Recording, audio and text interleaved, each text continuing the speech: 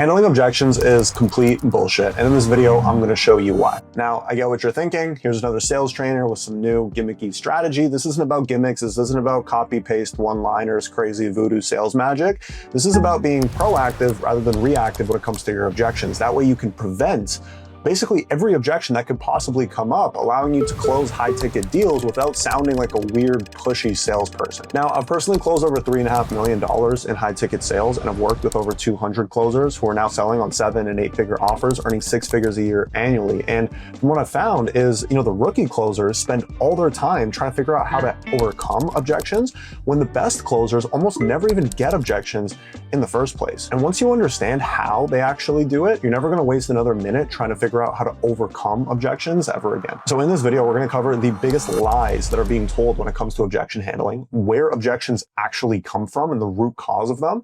We're going to be going over the 5-step framework that I've been training all of my closers for the last 6 years on.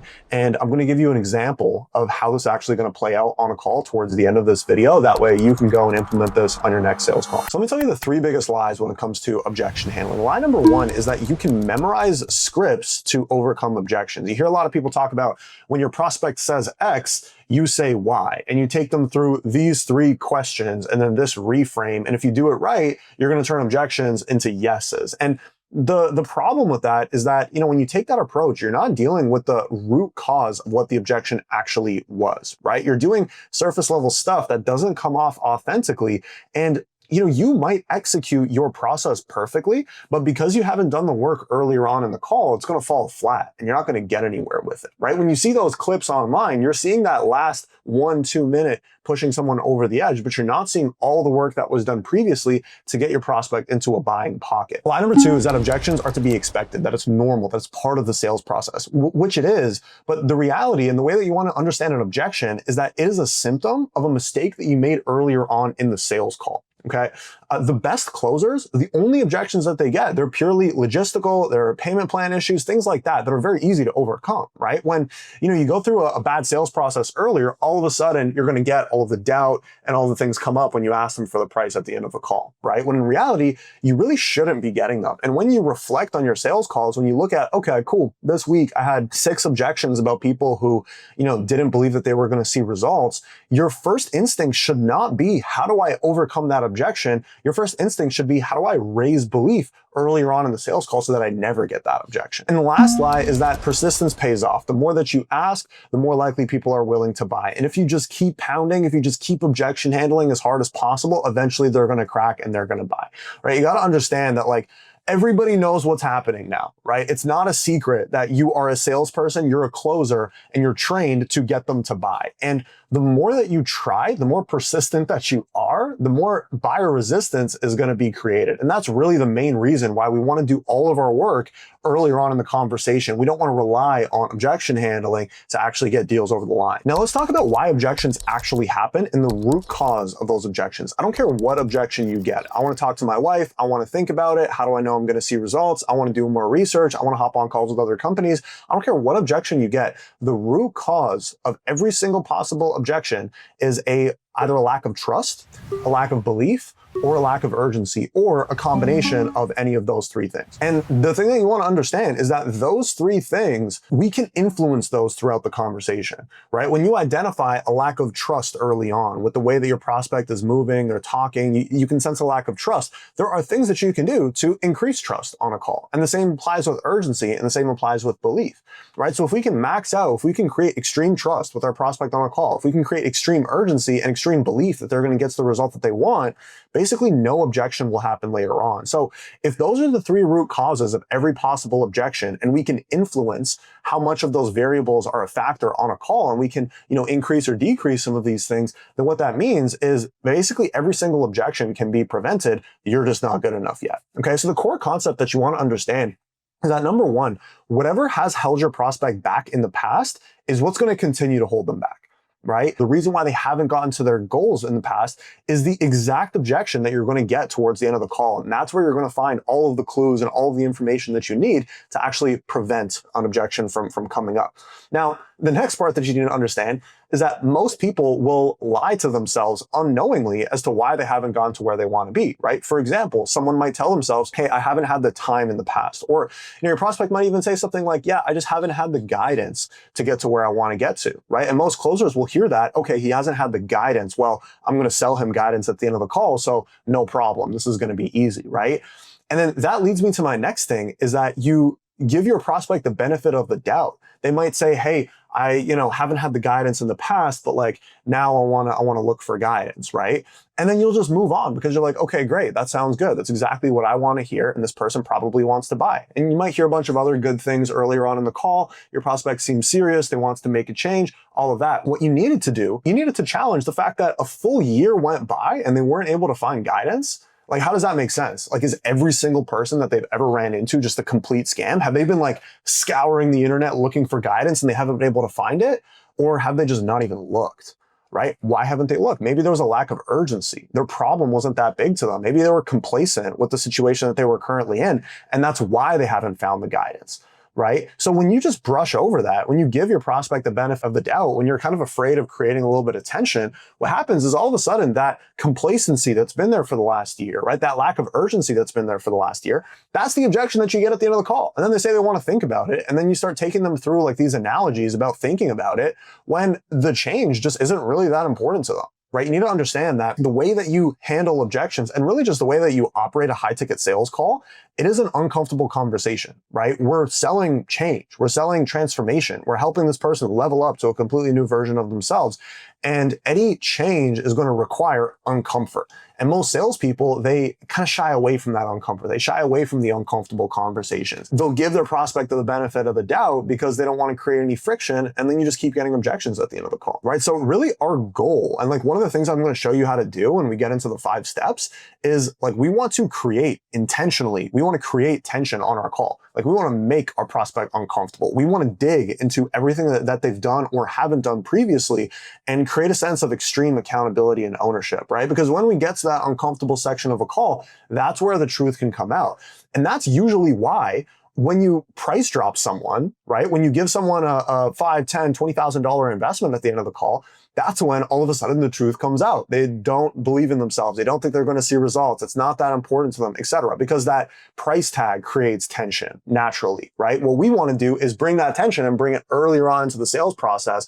That way we can figure out what their objection was and handle it before there's any money on the line, which is going to be 10 times easier than it would be if there was. So now that you understand where objections actually come from and the root cause of those things, let's get into the 5-step framework that we use to overcome and prevent objections before we even price drop. Step number 1, pretty standard, is we need to create problem awareness, right? We need to figure out why our prospect is on the call, right? If you sell some kind of make money offer, you need to get your prospect to articulate the problems they're trying to solve in their own life by getting into X, Y, and Z, right? A lot of times people will say like, oh, like it would be nice to make more money, or, I mean, who doesn't want to, be financially free? And they'll give you things like that when you ask them, hey, like, why is it so important for you to be getting into this, right?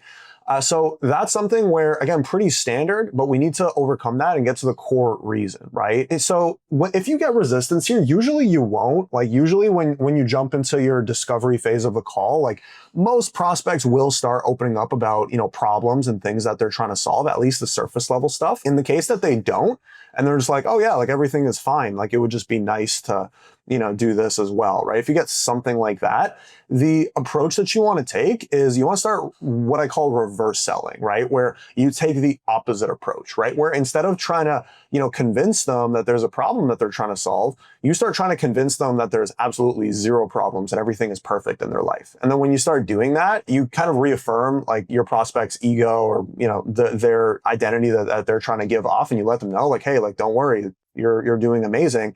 And then that kind of gives them room by contrast to start opening up about their pain. So let me explain what I mean.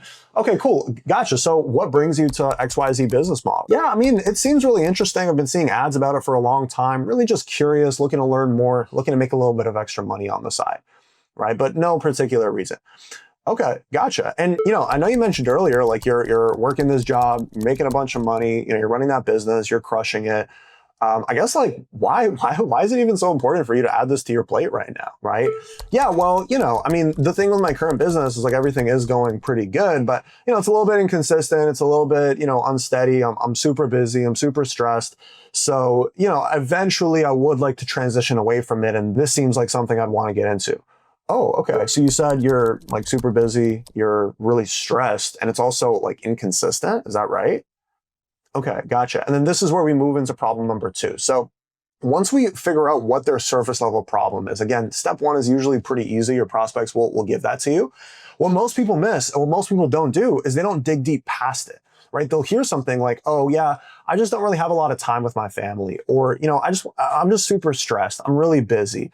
I don't like my current job, right? They kind of just leave that. They're like, okay, cool. You don't like your current job. Great. And then they move on, right? Or, okay, gotcha. You're super busy. You don't have a lot of time with your family, right? Okay, cool. And then they move on, right? What we want to do is we want to get like 2 to 3 levels deeper below that pain. Okay. What's crazy is that whenever I listen to a call recording, whenever a rep comes to me and they're like, yo, Misha, I got this objection. I don't know how I could have handled it. What do you think? Right. And then okay, cool. I will zoom back the call. I'll go back to this section of the call right here where I'll go and listen to what happened when we were talking about their pain. And almost always it was surface level and we didn't dig deep, right? Again, one of the core root causes of any objection is a lack of urgency. This is where we create that urgency. How do you create urgency? You do this by getting your prospect to articulate and explain what their pain actually is. And the reason why this is powerful is because most people don't really talk about their pain openly, right? They kind of just keep it to themselves and they repress it. What we want to do is like get our prospect to really start opening up and vocalizing what they're experiencing, because now this is going to create like internal urgency as opposed to external pressure, right? So the way that you do this is actually really fucking easy. A lot of people overcomplicate this and they try to use crazy voodoo questions and all of that. And there's definitely a lot of like cool reframes and things you can do here, but keep this simple, right? What you want to do is what I call the mirror and define technique, okay? Very simple. There's 2 steps to it. Number 1 is you repeat back what you just heard in your own words, okay? And then number 2, you get them to define and go deeper on a specific word that they used, right? So I'll go back to that example that I just gave. Okay, gotcha. So you mentioned like, it seems like things are going good right now within your business, but you're extremely busy. You're really stressed out. And, things are kind of inconsistent at the same time, even though things are going good. Is that right? I'll repeat back what I just heard. And then a lot of the times your prospects will like start opening up more. And they'll be like, yeah. And then they start giving you more information without you even having to ask a question, right? If that happens, like, great. Sometimes it doesn't, right? You just repeat back what you just heard. You show understanding. Yeah, exactly. Okay, gotcha. And like when you say like you're stressed out, like where does that actually come from? Yeah, well, blah, blah, blah. Like I said, the business is kind of going up and down. And, it's been like this for the last year or so because of the market, because of this, because of that. Okay. Oh, wow. Okay. So because of, the inconsistency and things kind of going up and down, that's what's kind of causing some of the stress. Is that right? See, notice how I'm doing it again. I'm repeating back what I just heard, and then I'll go deeper. Okay. And like when you say it's inconsistent and, it's because of the market, like, do you see that changing anytime soon? Right? I get them to define the inconsistency now, right? And then you literally do this like 2 or 3 times with the tonality that I just used, where you repeat back what you just heard, and then you get them to define a specific word that they used with a concerned tonality. All of a sudden, like within a minute, they'll start just unloading all of their pain, talking about all of it. And it comes off as very naturally, right? Where a lot of the times when you're digging deeper, like it's kind of weird if you do it the wrong way. If you do it exactly how I just explained it, it's going to be so natural and you're going to get your prospects' pain points like effortlessly. Try it out. Mirror and define. This is something you're doing like literally the entire call. Okay. Now, once we figured out what their pain is, right? We figured out why their situation is unacceptable and why they have to change it, right? We found the problem that's worth spending thousands and thousands of dollars to solve, right? And that's kind of your test, right? A lot of people ask me, how do I know if I've dug deep enough, right? You want to ask yourself, the problem that you found, is it worth spending 10 grand to solve, right? If they say, yeah, it'd be nice to make a little bit more money. Like, are they going to spend 10 grand because it would be nice? Or are they going to spend 10 grand because, their current business model is causing massive amount of stress. It's causing problems in their marriage. And on top of that, they don't even see their business lasting that long. And they see that at one point or another, they will have to pivot. Otherwise, they're going to go broke, right? Do you think that problem is worth spending 10 grand to solve? Pretty obvious, right? Now, step number 3 is we want to challenge what our prospect has or hasn't done in the past to solve their problem. Okay. Now, this is where a lot of closers will give their prospect the benefit of the doubt. They will kind of shy away from like the uncomfortable conversation, and then they'll just move on because they think that they don't have to. Right? And then you get objections at the end of the call. So like, this is really important. And I learned this the hard way. And hopefully you watching this video won't have to. What happens is like your prospect might be super set on their pain. Like they know exactly what it is. They're telling you on the call, yeah, like I'm just at a point in my life where I know I have to make a change. I'm not satisfied staying in the same spot. I need to get to the next level. And you're like, awesome. This is great. This person's ready to go, fast paced, amazing, right? And then what happens because of that, because you're thinking about the commission and you're not thinking about actually helping the person, like this is an intention problem, right? When you're thinking about the commission, you're just going to breeze past that and move on. If you actually give a fuck about your prospect, right, you're going to recognize that it's been 2 years that they've been aware of the current problem that they have. Now, all of a sudden, they're on this call and like they're so set on making the change. Like, what has been going on in the last 2 years where they haven't done something about it? You need to be willing to forget about the sale completely and get to the reality of the situation, because that is exactly where you're going to find the objection and the problems that your prospect has been facing, whether it's limiting beliefs, whether it's things they've been doing wrong. You need to figure out what those things are, and we need to get to the truth of what that was that's held them back. And then this is where you're going to be able to pre-handle every objection that could possibly come up. So let me tell you exactly how to do this. Okay. Number 1 is you're going to start out with a timeline. Okay. So after your vision stage of the sales call, you're basically going to ask your prospect, okay, cool. So you mentioned you're looking to get to like 20, 30 grand a month. You're looking to step away from your current 9 to 5 and go all in on this, right? Okay, cool. And like, how long have you been thinking about making a move like that for? Yeah, it's been about like off and on for the last 2 years, right? Okay, cool. That's timeline. 2 is we want to figure out what actions have they taken or not taken, right? So, okay, cool. And like in those last 2 years, I guess like what steps have you taken to actually get to that goal, right? A lot of the times here, if your prospect is currently on the call, what that means is that they haven't gotten to where they want to be. And if they haven't gotten to where they want to be yet, what that means is there has been a lack of action on their end. There's something that they're currently doing wrong. Okay. And we want to get to the core of that. Let's say, they give you action. They either tell you, hey, I've basically like done nothing and I've just been like researching and, looking online, or they might tell you, yeah, I've tried something before and it hasn't worked. Right.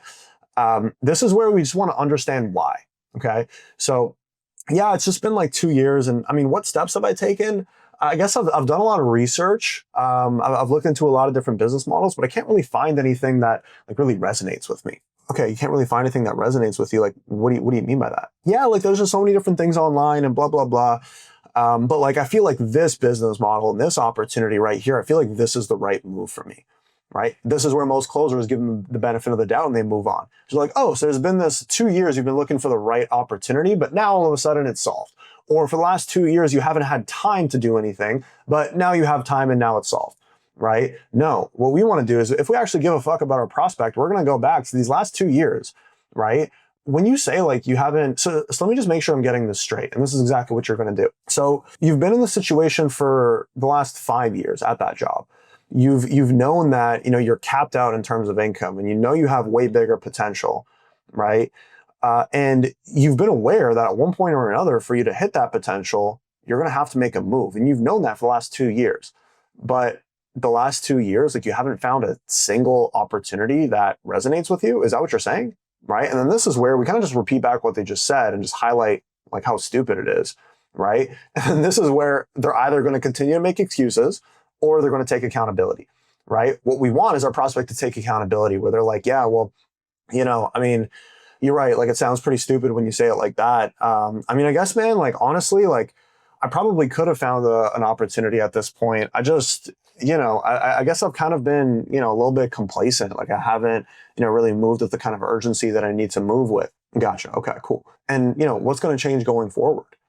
Right? If we get accountability, great, right? Let's say that we don't. Let's say, we repeat that back to them and then they're like, yeah, man, I mean, it's just there's all these scammers out there and I don't know who to trust and everything and blah, blah, blah. Okay, gotcha. Is it cool if I make an observation, man? Yeah, I mean, listen, like, are there people out there who, say one thing and then do something different? Like, are there people out there who lie on the internet and then, sell some garbage program? Of course, there's a bunch of them, right? But I mean, obviously you're aware that there's good people and there's also bad people in business, right? I mean, I think at the end of the day, like if you've been looking every single day, if you were moving with extreme urgency to make this change, I think we can both agree you would have found a business model that resonates with you. I don't think that's the problem. What it sounds like to me, and correct me if I'm wrong, but it's like, dude, you're 21 years old, you've been working this job now for a few years, you're saying you're making like 7-8 grand a month. I see a lot of guys who are in your shoes who they get comfortable with where they're at. They compare themselves to their friends growing up in school and they think that they're the shit because they made a little bit of money.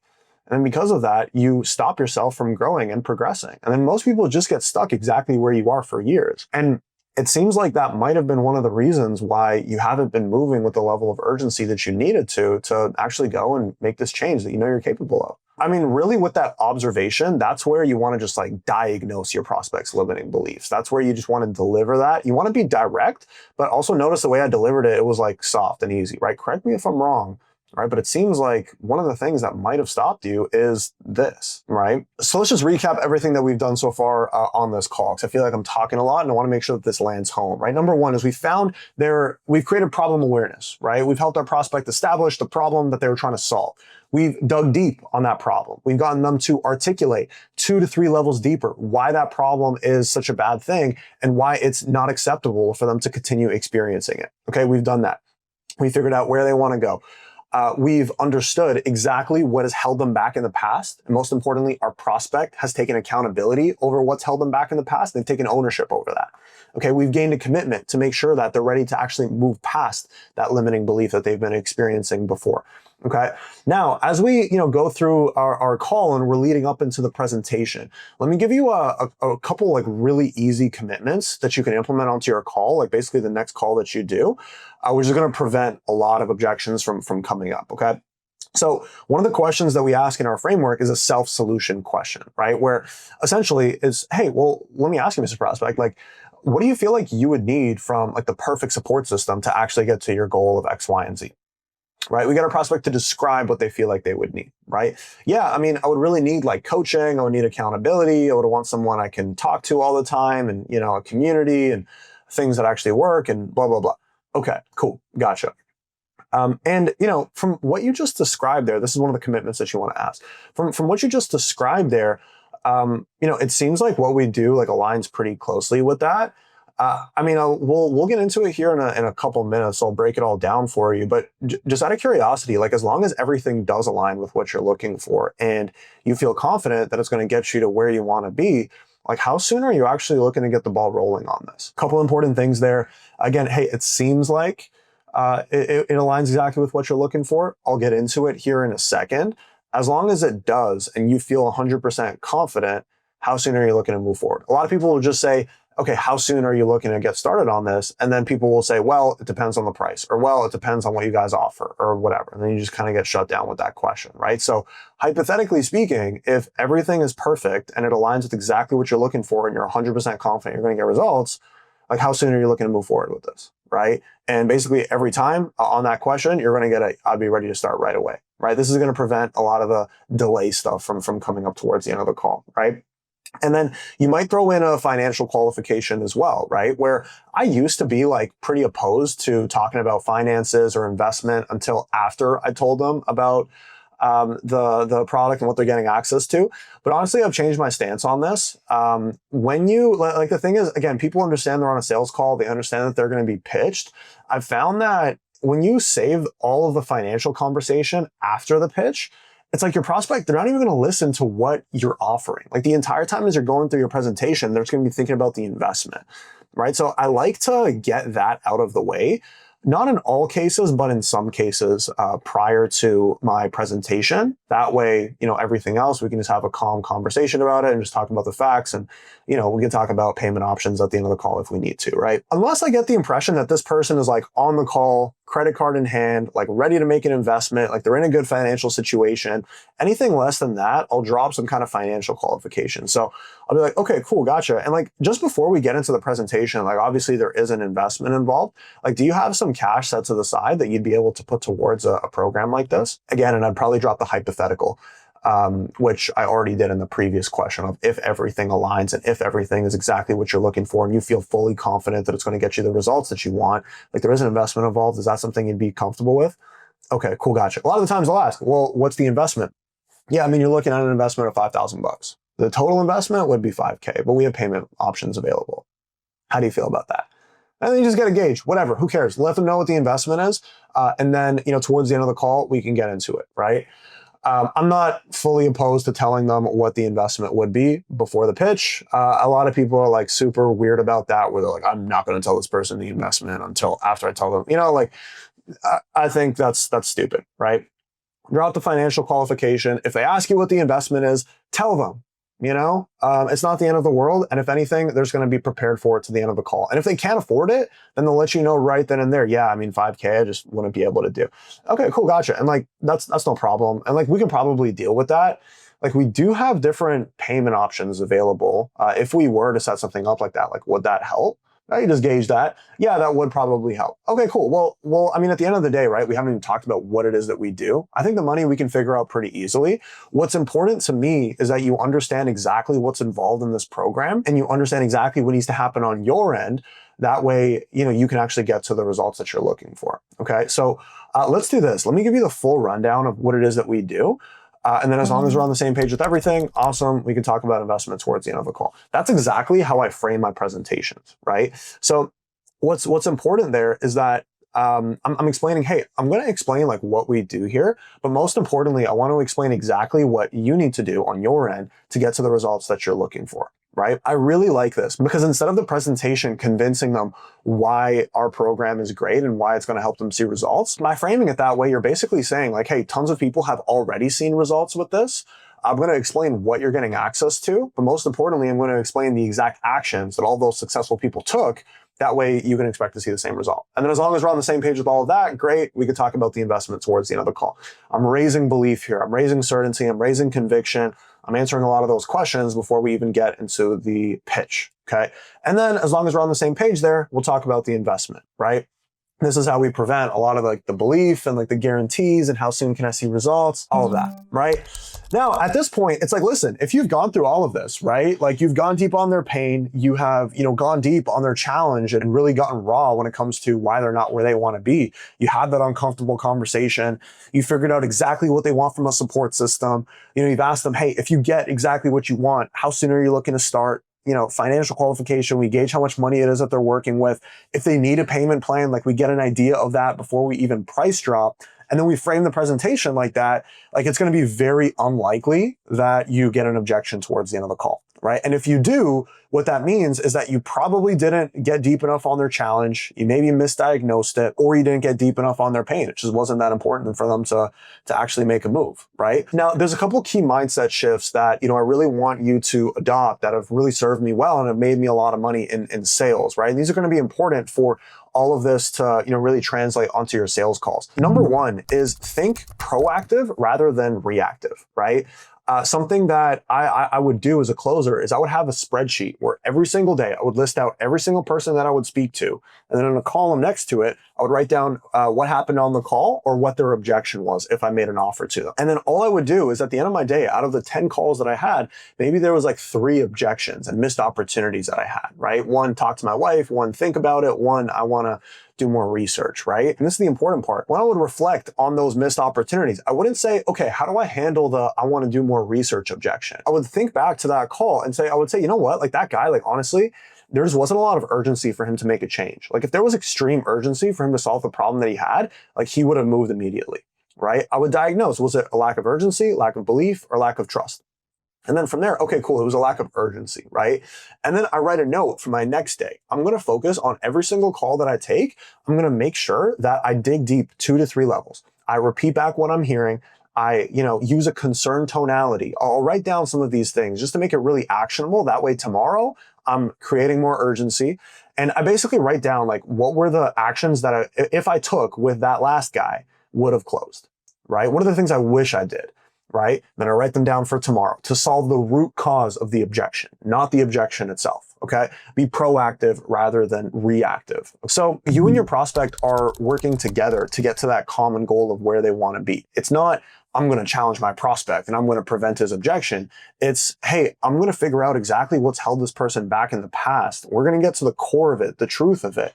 And, I'm going to work with my prospect to help overcome that so that he can step into the kind of person that he needs to be to get to his goals, and so that he can step into the kind of person that would pay in full at the end of this call, right? They kind of work hand in hand. If you want to be the type of closer that's capable of bringing in 10, 20, 30 grand a month and even more, number one, you have to be able to develop these skills to do live on your calls, to prevent these objections, to close deals. And number two is you actually have to be on an offer where you have the earning potential to make that kind of money. Now, the problem is a lot of these better quality offers, they look for these skills before they even bring you on board. Right? So you really have two options here after watching this video. Number one, I think you have a lot of information that you can work with. You can take down your notes. You can watch this video a couple more times and implement this and kind of figure it out through trial and error. Or you can work with someone who has mastered this approach and who has taught it to hundreds of people. And I can literally take you by the hand, take you line by line with this, role play this over and over with you. I've helped people figure this out in a matter of 1 or 2 weeks, complete beginners who've came in and who are way better than closers who are significantly more experienced just because they did the focused training. So if you're interested in something like that, feel free to apply with the link down below. It tells you a little bit more about, what our program looks like and how it would look like working with me. If not, we also give away some free training. This takes you through my entire 10-step framework. Each video is 20 to 40 minutes long, taking you through every single individual stage of a high ticket sales call. I'd encourage you to pick that up as well. But anyways, guys, that's all for this video. I'll see you on the next one. Take care.